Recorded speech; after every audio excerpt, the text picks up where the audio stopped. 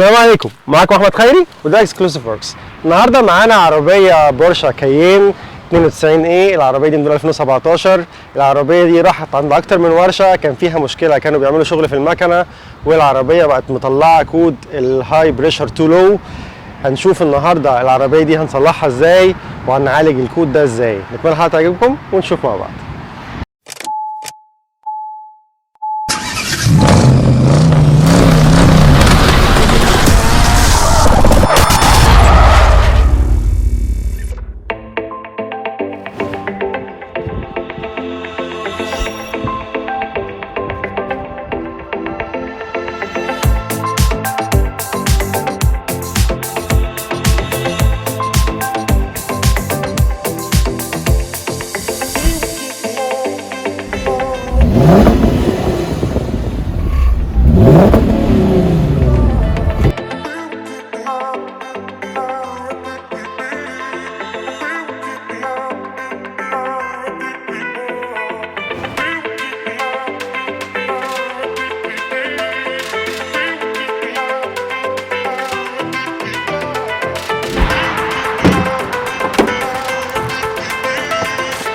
ماكينة العربية البورشة اللي معانا النهارده هي V6 3.6 لتر. هي المكنة دي غريبة شوية، هي الفي بتاعها يعني في راس واحدة كامتين بس مش 4 زي عربيات الفي العادية.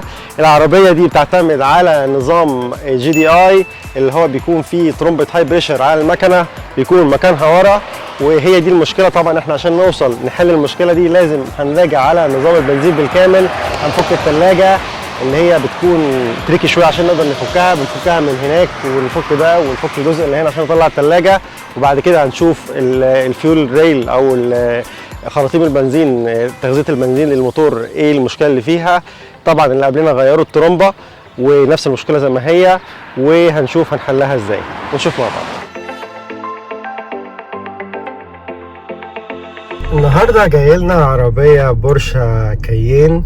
العربيه دي بعد مده بيطلع لنا رساله ريديوست انجن باور.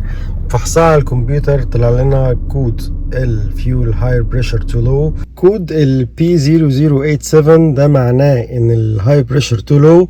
كده معظم اي حد لما نيجي ندور هيقول لك ده ترومبه الهاي بريشر بايظه. صاحب العربيه غير الترومبه دي مرتين وجابها المره الثالثه جديده ونفس المشكله موجوده. صاحب العربيه لاكتر من مره غير الهاي بريشر بامب. ان الكود ده خاص بضغط البنزين العالي، فهنلاقي هنا دي ترومبه البنزين الهاي بريشر اللي احنا شايفينها دي هو مغيرها جديده، ورغم كده نفس المشكله موجوده. هنبدا بقى نفحص ونشوف حل المشكله ايه مع بعض. لما نيجي نشوف الفيول سيستم بتاع العربيه على الكمبيوتر هنلاقي الهاي بريشر بامب السيت بوينت بتاعتها، او المفروض ان هي الوضع الطبيعي بتاعها يبقى 5 ميجا باسكال، اما الفعلي الفيول هاي بريشر اكشوال فاليو هنلاقيه 5. معنى كده ان الترومبه ضغطها كويس. كمان حتى اللو بريشر، يعني الضغط اللو بريشر اللي هي الترومبه اللي ورا وضعها مظبوط، والترومبه شغاله ب 30% من قوتها. معنى كده ان الترومبه كهربيا شغاله مظبوط. وجربنا ان احنا نشوف الترومبه بشكل واقعي، فكينا الخراطيم بتاعه الضغط البنزين وحطيناها الخارج بتاعها على ازازه وشغلنا العربيه، لقينا ضغط البنزين كويس جدا. طبعا ده في ظروف ان تكون العربيه بارده ونكون عازلين حوالين المكنه بشكل كويس عشان ما يحصلش حريق لا قدر الله. معنى كده ان ضغط الترومبه سليمه، بالاضافه ان احنا صاحب العربيه غير الترومبه مرتين والثالثه جابها جديده، فكده انا مستبعد تماما ان هي الهاي بريشر بامب. هنبدا نشوف بقى المشكله فين ونشوف مع بعض. A few moments later. جينا نشيك على ضغط الترومبه دي شكلها ضغطها كويس جدا. الشك عندي دلوقتي في بلف الراجع دهوت عشان يرجع الضغط يفوته وما يبقاش في ضغط على البخاخات او على الترومبه نفسها. اعتقد ده ممكن يكون فيه مشكله. هنبدا بقى نفكه وننضفه او نغيره ونشوف مع بعض.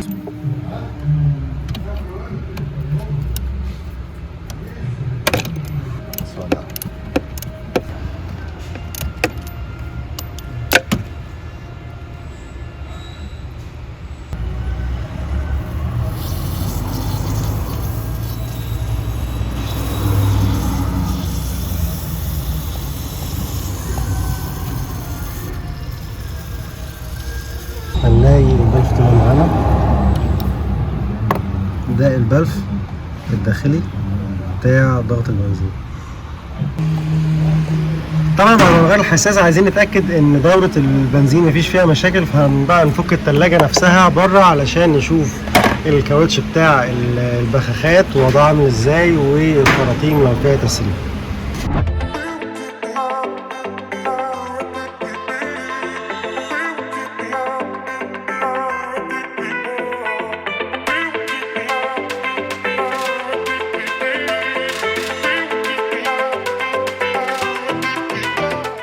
وطبعا علشان نتاكد ان مفيش تسريب بنزين، لان احنا شايفين الكاوتشات ضعيفه قوي بتاعه البخاخات، هنغير كاوتش البخاخات كله ونطلعنا بالمنظر ده.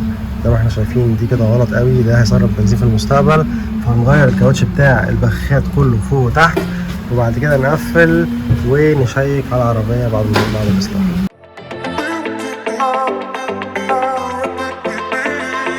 كده بعد ما ركبنا الكاوتش بتاع البخاخات هنبدأ بقى نرجع التلاجة في مكانها.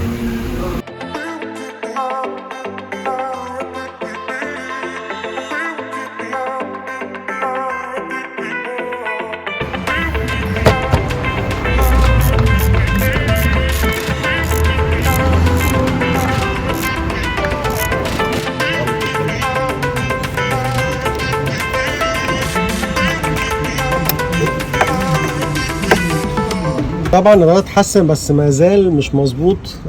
فكينا الحساس اللي كان راكب بتاع ضغط البنزين، اكتشفت ان ده حساس بتاع فولكس، ده ما بيستحملش ضغط اكتر من كميه معينه، وده مش هيكون مناسب للعربيه دي. لازم بقى نجيب لها الحساس الاصلي بتاعها ونركبه عشان نشغل العربيه بشكل مظبوط ونظامي.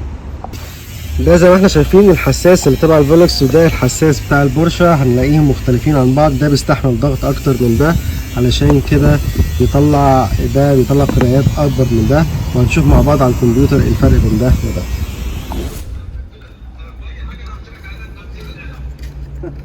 كده احنا غيرنا الحساس البايظ، وكمان غيرنا بلف الراجع بتاع الهاي بريشر اللي احنا شايفينه قدامنا ده، وبكده العربيه المفروض ان هي بقت شغاله بشكل طبيعي. هنبدا بقى نجربها ونشوف على الكمبيوتر قال ايه ونشوف مع بعض.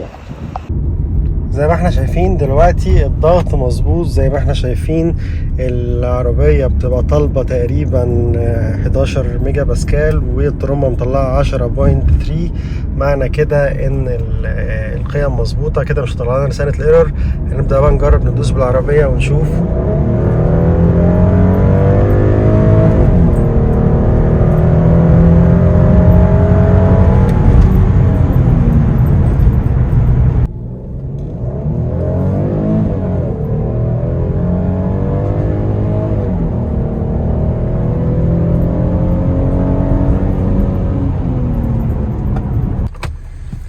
كده الكود اللي كان طالع لنا بتاع الهاي بريشر ممكن يكون حاجة من 3. الحاجة الأولانية ترومبة الهاي بريشر، تاني حاجة بلف بتاع الراجع بتاع راجع البنزين، وتالت حاجة حساس ضغط البنزين. طبعا الترومبة كانت متغيرة جديدة والبلف احنا غيرناه، واخيرا لقينا اللي كان شغال في العربية قبلنا كان مركب حساس غير مطابق للمواصفات، وده بيخلينا دايما لما نيجي نركب اي قطعة العربية نجيب رقم الشاسيه، مينفعش ناخد الحاجة بالشبه علشان العربيات الجديدة حساسة للقطع، كل قطعة بتختلف عن التانية. وبكده خلصت حلقتنا النهارده، نتمنى نكون قدمنا معلومه مفيده. وما تنسوش لو الحلقه عجبتكم اعملوا لها لايك واعملوا سبسكرايب للقناه وضغطوا على زر سبسكرايب وتفعيل تنبيهات الجرس عشان يوصلكم جديدنا اول باول. استنونا في مواضيع جديده مع عربيات جديده، استنونا. مع السلامه.